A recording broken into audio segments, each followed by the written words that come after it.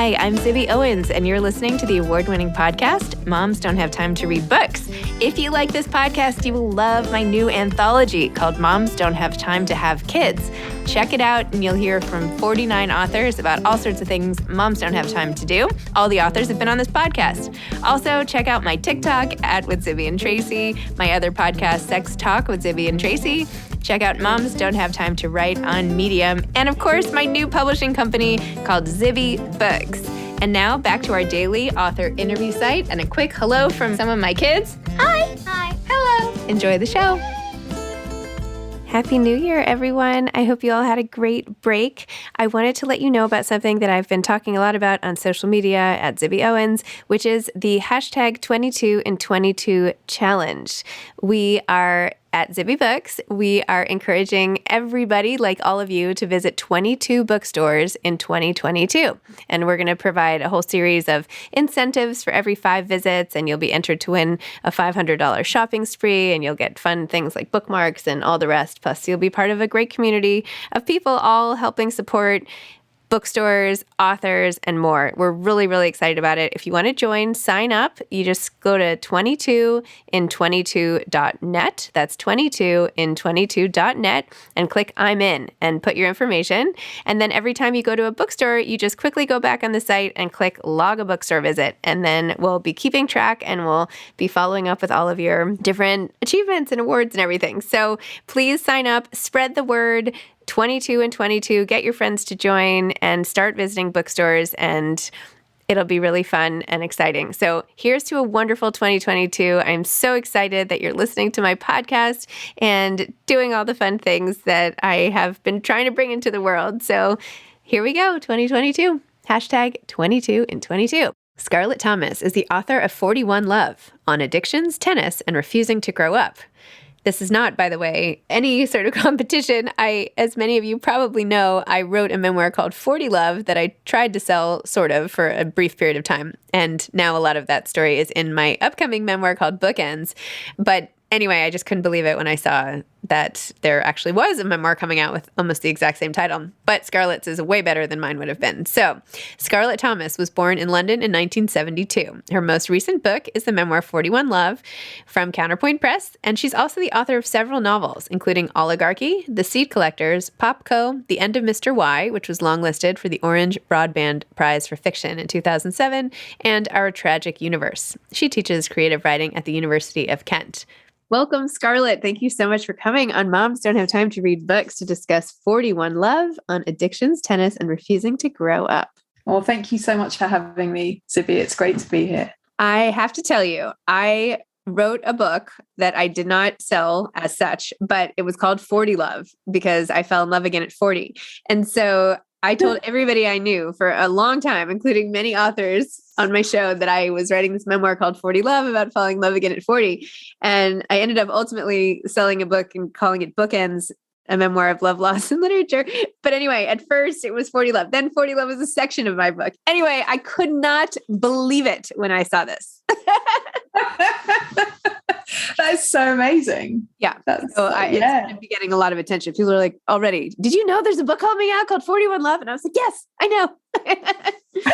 Anyway. It almost wasn't called that. Oh, really? What was it called? Yeah. Oh, God, it was called loads of things. In my head, it's still called The Tennis Book. Oh, funny. That's how I talk about it all the time. And then, yeah, I love the whole kind of 40 Love, 41 Love thing. It's, well, as you know, it's a great title because you had it first. And like you, I had, except you actually lived out this idea. But when I started, I basically took up tennis again and played in tournaments and whatever when I was 40. Now I'm 45. And I said to my husband one day when we were watching Wimbledon or something, I was like, do you think I could join the older women? Could I train for this? Could I do? And he's he kind of laughed and he's like, I mean, first of all, I'm not that good. But second of all, he's like, do you have any idea what it would take to get to that level at this age? You have to have trainers and, all this stuff and hours of competition. And he's like, you can barely get to school pickup. I'm like, okay, fine. But anyway, now that I've gone on about me, okay, discuss this book, because this is slightly different than my book, which was like more of a, but anyway, talk about your book and how this book came to be, this tennis book of yours. Yeah, so I basically had the same thought that you had that time, except that unfortunately your husband wasn't there to tell me that this is a bad idea. Like, mums don't have time to play tennis, right? Although I'm not even a mum and I still don't have time to do any of this stuff. And I think I'm going to blame maybe Leanne Shapton and her book Swimming Studies. I don't know if you ever read that. I was reading that on holiday a few years before, and there was just a line in that about age group competition, and I thought, what is that? Is that a thing? I never really did competitive sports as a kid. I did a bit of tennis, but I didn't really go in competitions to win trophies and all of that. So when it dawned on me that as an older woman I could enter a competition, and then I entered this little Christmas tournament in my local tennis club just 6 months after retaking up tennis when I was 40 then. And I won this tournament against all the odds. And it wasn't because I was brilliant. It wasn't like a scene from Rocky. It was, I don't know what happened, because the thrill was so great. I just wanted to win another trophy. And spoiler alert, can I give a spoiler? I mean, I don't really win for the rest of the book. I was just so like, how did this elude me as a child? Winning is so great. Like, why did my parents not push me into every competition and make me like a crazed gymnast? And, I played in the lacrosse team at school for a short while, but, nothing special. Oh, wow, we've had the same life. I know, right? This is crazy. Wow. What position did you play? Third home. I was on defense. Oh, yeah. I think I liked left wing. Okay. Well, I was like right in the middle. Down the side. And yeah. That's funny. Well, there is something intoxicating about winning, especially at our age, where you feel like nothing, you can't win anything. Like it's over, like. It's so cheerful already. But yeah, I mean, it's a shock, isn't it? I didn't think it was going to be, well, first of all, I didn't think I was going to get older. I definitely thought that wasn't going to happen. And then I just didn't think any of the stuff that happens to everybody else was going to happen to me. Did you feel like that? I don't know what I thought. I had like so many big question marks for later in life, but I certainly didn't think anything good was going to happen. Oh, no, I did at first. I don't anymore, but I did back when I started my tennis adventure.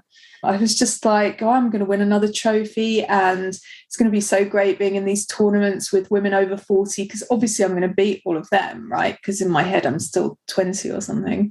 And yeah, I don't think I won a couple of matches, but it was very hard. I played in like this tournament that summer that I was getting more competitive. I had this one like epic match, and it was before my husband and I were even dating. We were like close to dating, but he was still my tennis coach. And I was calling him like the whole time on the sidelines, like texting him, like, now she did this. Now this is the score, blah, blah. He's like, don't give up. You've got this. And it was like this whole thing. And she had brought like 5 people to watch her, and I had brought no one. I'm like, are you kidding? Like, it didn't even occur to me to bring anyone to watch. And it was like, they were all so competitive. And I was like, oh my gosh, this is terrible.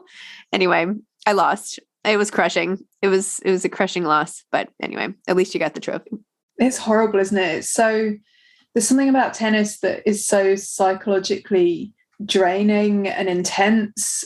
You're facing this one person, and I'm so not like that in life.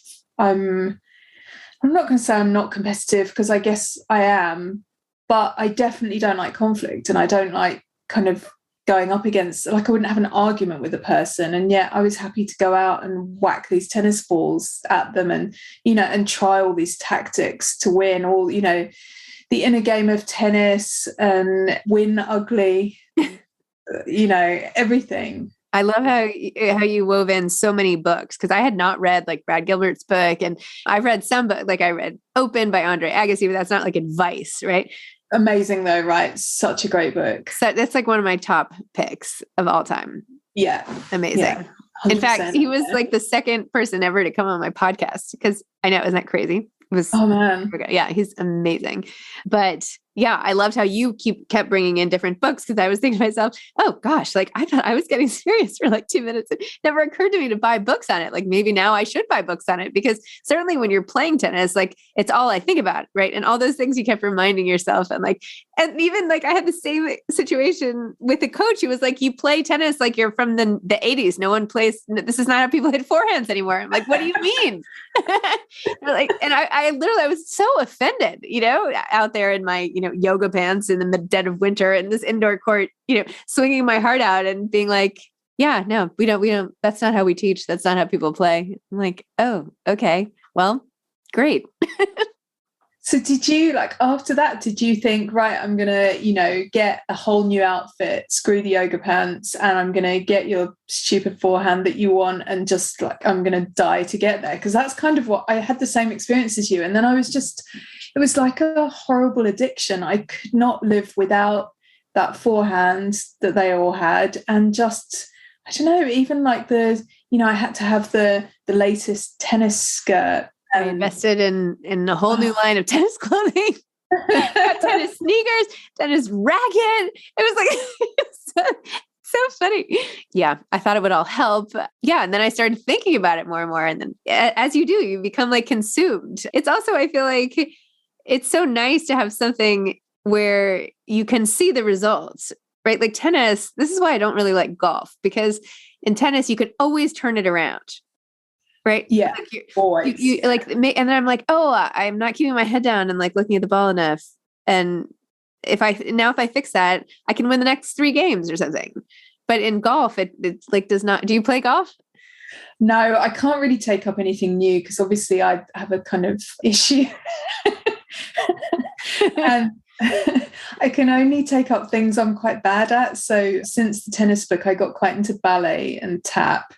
And then I started becoming slightly good at ballet, even though I've got no flexibility. So I gave that up. And now I cycle. But yeah, I just think I get so addicted to golf. Is it very addictive? It's not for me. It's okay. There's too much of a mind game for me. Like I psych myself out, and you can't like recover the way you can in tennis. Right? Like once your score is high enough, forget it. You can't then. Okay.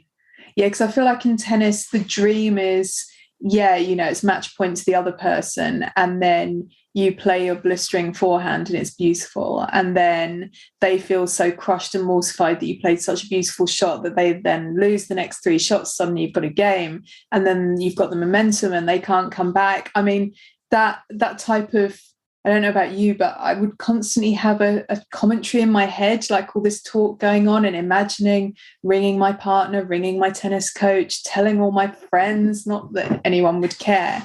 And then, of course, you don't win the point and you just lose. And yeah.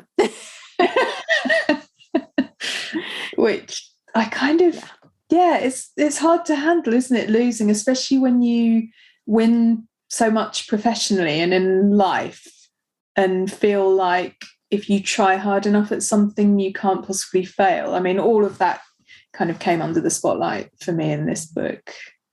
So true.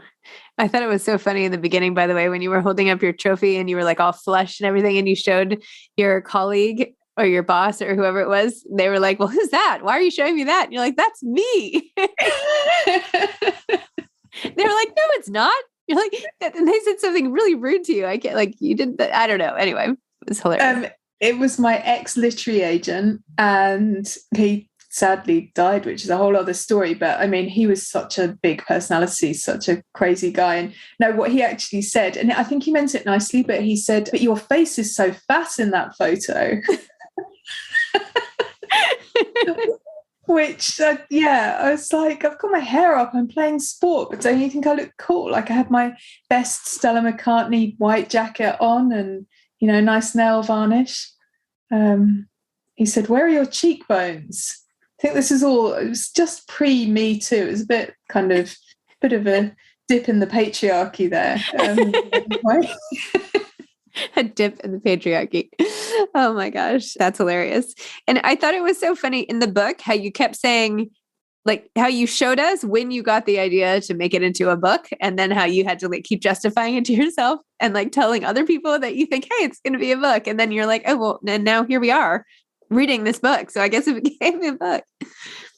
It's pretty funny. I feel like there's two voices in the book, actually. One is slightly unhinged, and that's the voice of me when I'm in that year and kind of in my hotel room writing up the notes about, with my gin and tonic or when my pudding or whatever. And kind of, God, I remember it was such a hot night and I was lying in this hotel room with all these insects on the ceiling. I was reading the Andre Agassi book, so amazing. And it was so dark and in the book. And I was having such an intense, dark experience. And so, I'd get out my iPhone and write a load of notes. So there's this quite unhinged, crazed voice. And then there's a voice of me later trying to put some of the pieces together. But the whole kind of I'm writing a book thing was part of the more unhinged voice, I think. And definitely before I did this project, I just had this idea that if you said, I'm going to do this thing for a year and write a book about it,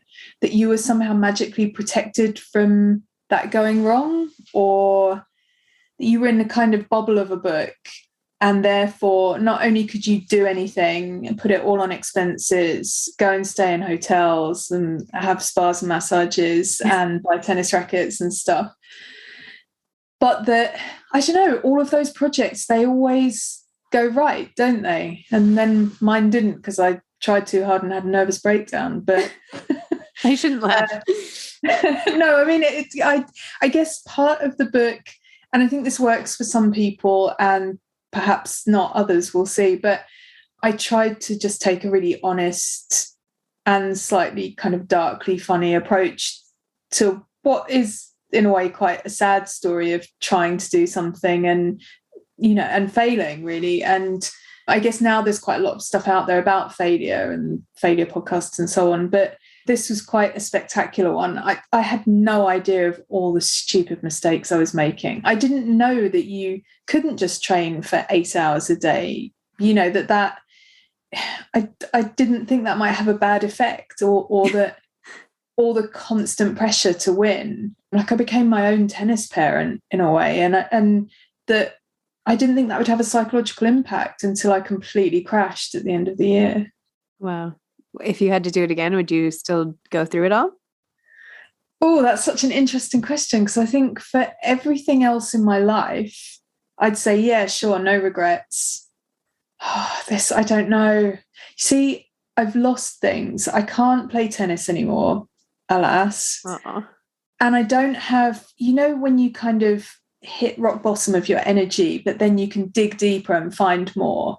I don't have that anymore. I've got the bottom and then I don't have the dig deeper part. So it's like I broke something a little bit. And I used to always think I can walk another 5 miles if I have to, or I can work for another 3 hours if I have to. And now I have more limits than I used to. So that's taken a bit of getting used to. So no, I wouldn't do it again. I'd do it differently and win and be fine. Do you really think, no, seriously though, like, do you think winning would have made it all better?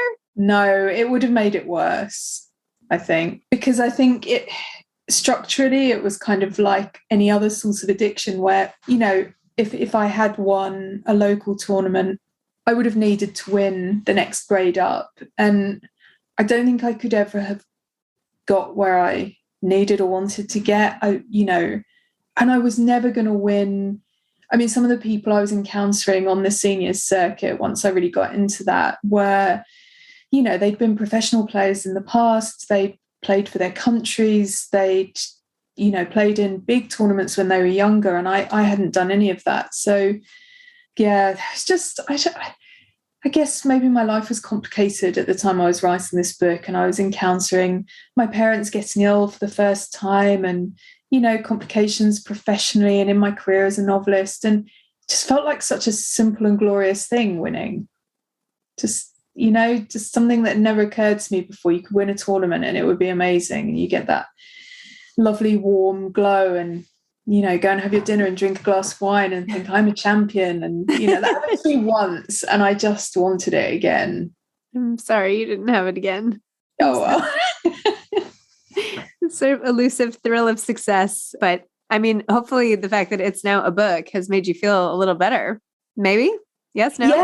Yeah, I think so. Absolutely. I mean, it looks great. And yeah, I'm just starting to get some feedback. And yeah, I'm nervous about it. I'm probably more nervous about it than I've been about any of my novels, any of my other books, because it's the first time I've put myself out there in a memoir. And you know, if people don't like it, do they not like me? And that's okay, but it isn't. And yeah, like, you know, the tone of the book is quite dark in places and honest, like I've said, and I think it's funny. Well, we kind of think it's funny, right? But not everyone's going to think it's funny, and not everyone's going to like tennis enough. It's quite detailed on the tennis. It is detailed on the tennis. I liked that. I liked that because you don't often see that, particularly from women, about tennis, and like, unless you're like Serena or something, right? I mean, I really enjoy tennis, and it wasn't too detailed. I mean, there's a book, have you read by Rowan Ricardo Phillips? It's called The Circuit. Oh, no, I haven't actually. That came out, I had him on my podcast maybe like 2 years ago or something. And it's very literary, but it's his year of following the circuit, the men's circuit. So he goes to like all the events on the tour and writes in detail about every match and, you know, who's his favorite. And I don't know, I think at the time, I can't remember who my favorite tennis guy was at the time, but I was like in a Del Potro phase or something. And he was really liking, I don't know, Nadal or something. Anyway, but that was very much like match by match. So you felt like you were almost watching, but you definitely have to focus when you're reading about tennis to like get it, make sure you keep it all in your head. But I like that. Like, I like that challenge of it. Not a challenge. I mean, it's not hard to, I'm making this sound bad. I like following a match by reading about it. I think it's interesting. And I thought you did a good job doing it, but I don't know. I don't think you have to love tennis to, like, I like reading all books about sports. I'll read like a football book or like, as long as there's a story behind it, because it's really the story that's the important part. Yeah, I mean, I love all those books about running, you know, running with the running, yes. And I think in those books as well, there's a kind of a level of detail about, you know, what kind of shoes, or what's the barefoot running book called? Oh, yeah. I'm not going to remember, but yes, I know what you mean. I've got it downstairs. And all the intricate detail about, you know, running shoes and how they're made and how cushioned they are and whether you run on your, you know, midfoot or, you know, forefoot running and all. So all of that level of detail I love, even if I don't do the thing. I do try and run, but I'm a really bad runner. So yeah, I guess I thought other people would want that level of detail too. It's quite nerdy and real, but yeah, I mean, but you can skip those parts. No, you don't have to skip them. I mean, there's so many people who were college athletes, high school athletes, just like always did something growing up. And there's not a huge role for sports in middle age, even if you used to be good at something. And, you know, as I said, I'm sure you're far better than me, but there's something that people miss about that, right? Because when you're training for so long or you're like practicing, you don't realize that you get older. And then like, well, when are you supposed to do this again? Except if you're at a country club tennis circuit or something, right? So I don't know, in LA where we visit quite often, there's like this live ball craze going on. Now it's moving more to like pickleball or something, but where grown-ups get together and they're like ranked by skill level. And then there's 6 people and you have to weave in and out. Do you know what I'm talking about? Do you do that or? No, but it sounds cool. Yeah. I read about pickleball somewhere. I've got no idea what it is, but it sounded great. Yeah. Pickleball, I've only tried once, but live ball was great because you don't even think about it, right? You have to move. It's like drills, you know, anyway, I know I'm going on and on. I'm so sorry. This is like such a ramble for me because I'm so interested in your topic. Normally I could just like talk about the book itself and, you know, the writing and okay, I should ask questions like that. How long did it take for you to write this book? Oh, ages actually, because I took all the notes when I was doing it, which was kind of mainly in 2014. But then I had my kind of weird nervous breakdown. And then so 2015 was a super weird year for me.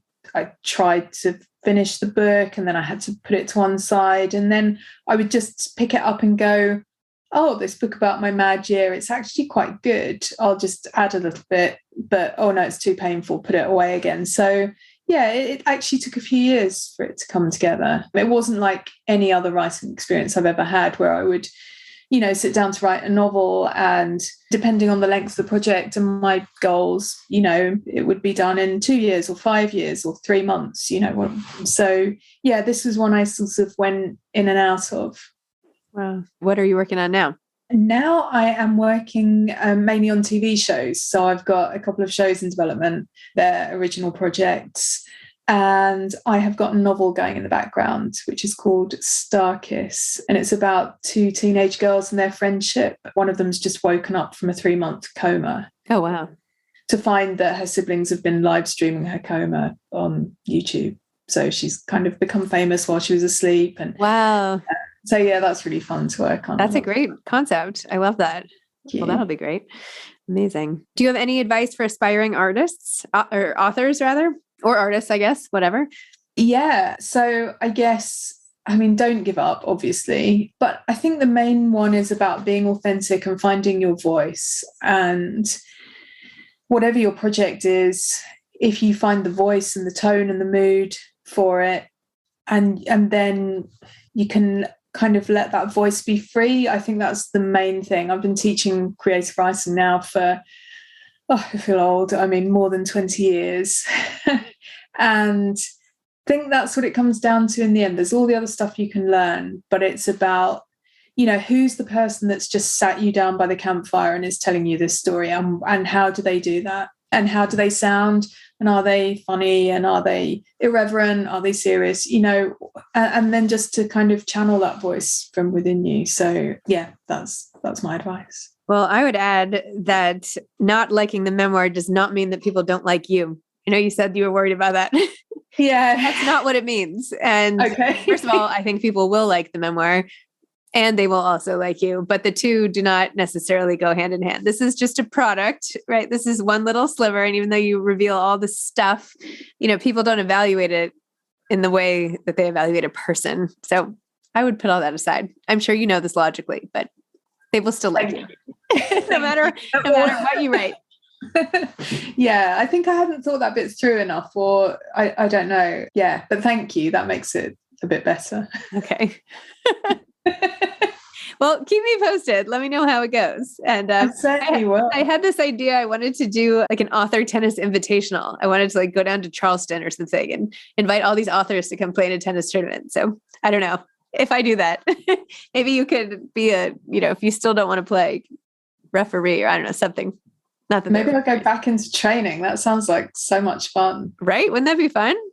Yeah, it would. I must admit, every day, well, I don't go out on my bike every day, but every time I cycle past the lovely tennis club in the town where I live with all the beautiful lawn, grass courts, I think, maybe next year I'll be ready to go back, because I do still love it. And, maybe I'll just play for an hour and then go home, and that could be fine.